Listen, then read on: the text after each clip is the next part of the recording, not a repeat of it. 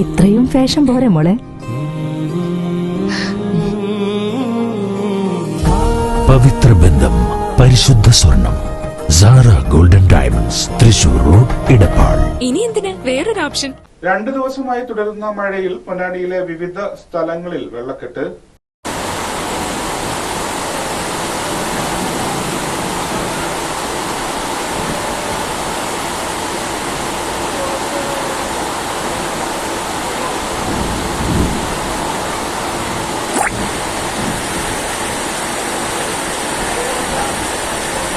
രണ്ട് ദിവസമായി തുടരുന്ന ശക്തമായ മഴയെ തുടർന്ന് പൊന്നാനി തീരദേശ മേഖലയിലും ടൗൺ മേഖലയിലും എഴുപത്തിരുത്തി മേഖലയിലും വെള്ളം കയറി.